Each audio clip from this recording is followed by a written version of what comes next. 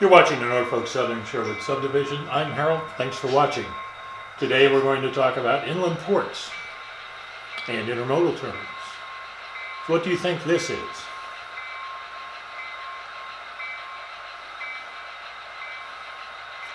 It has all the appearance of an intermodal terminal.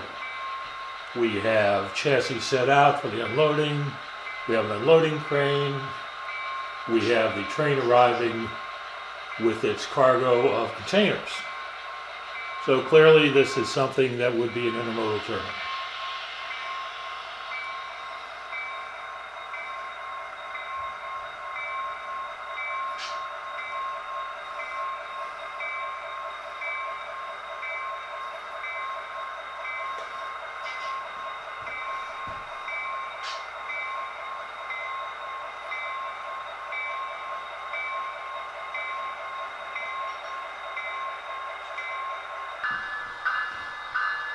Well, if this is an intermodal terminal, then why is this grain train here?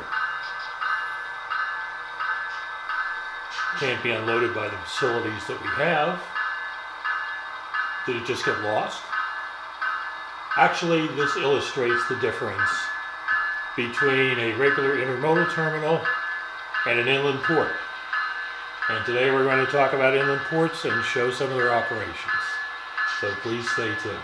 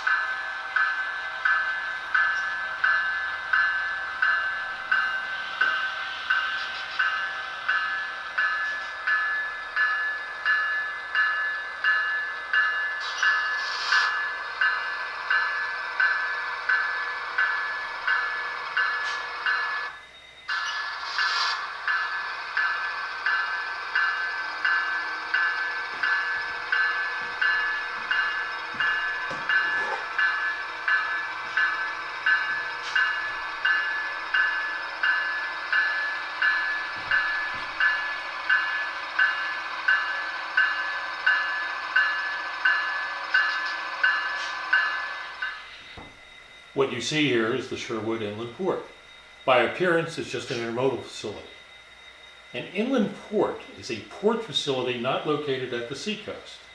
It is distinguished from an intermodal facility by providing services supporting import and export activities, such as customs, immigration, Department of Agriculture, Homeland Security, and perhaps storage services.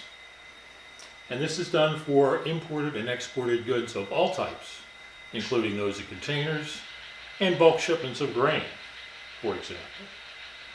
Inland ports are normally connected to a true seaport by a dedicated rail line, Norfolk Southern in this case. An inland port that is not connected to a waterway, such as the Sherwood Inland Port, is also called a dry port.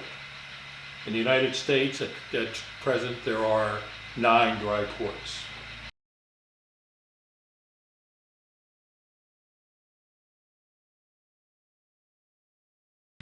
Why would you have an inland port? Well, one reason would be economic development for the local economy.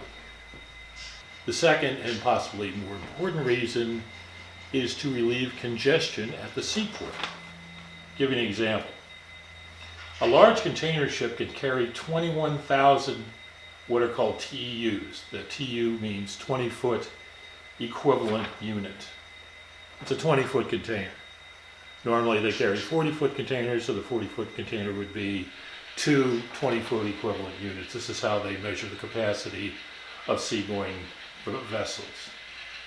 We see here some examples of the container sizes I was talking about. This is an HO scale 20-foot container. So it's one 20-foot equivalent unit. This one here on the right is an HO scale 40-foot container. So when we talk about 20-foot equivalent units, this is 2 20-foot equivalent units. Domestically, but infrequently internationally, you will see this.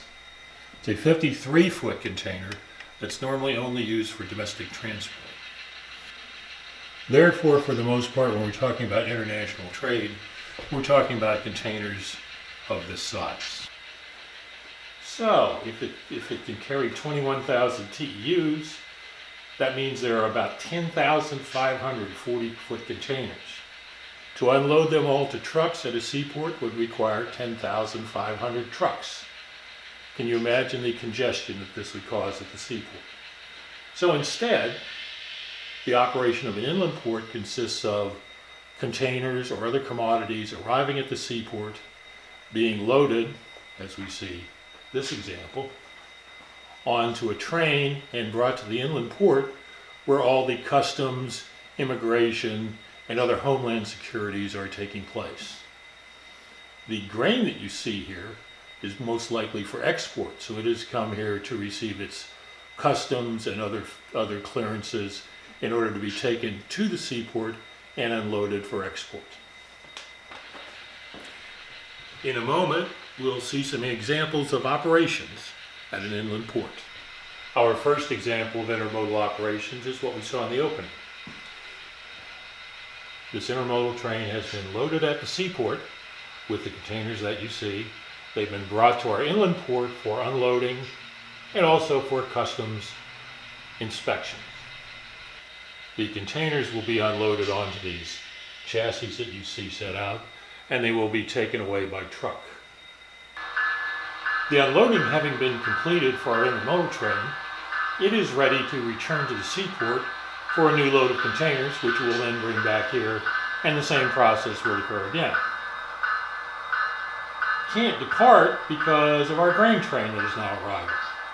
It's arriving from the west with the intention of having customs, immigration, homeland security clearances done here at the inland port, and then it will depart for the seaport to unload the grain onto some bulk carrier.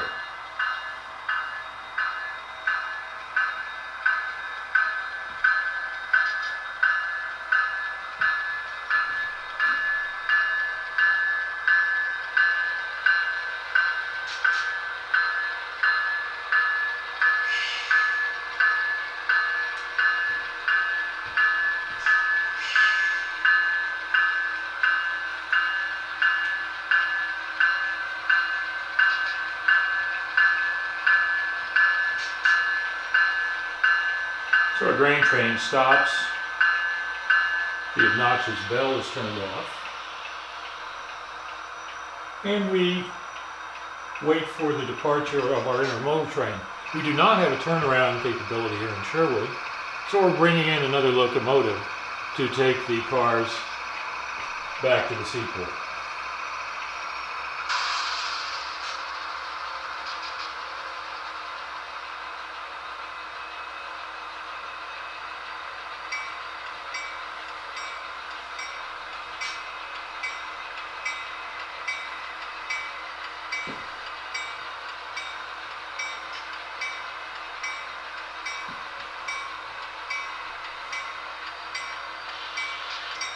With our new locomotive connected to the train and a brake test having been completed, the new locomotive will depart for the seaport.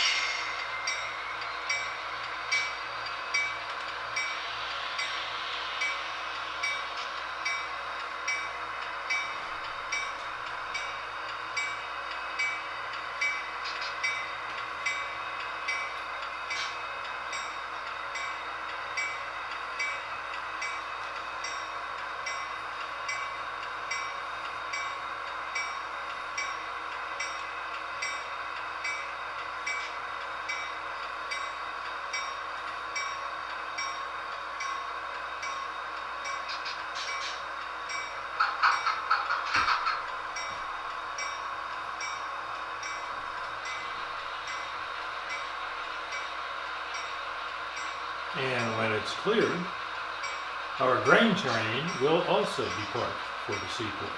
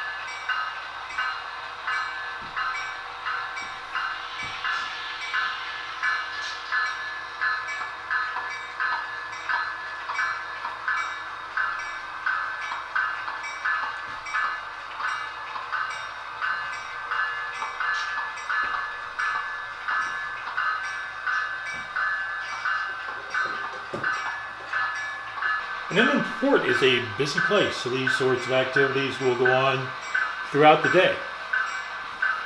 I hope our brief video about the operation and the definition of an inland port has been helpful to you. I hope you've enjoyed it.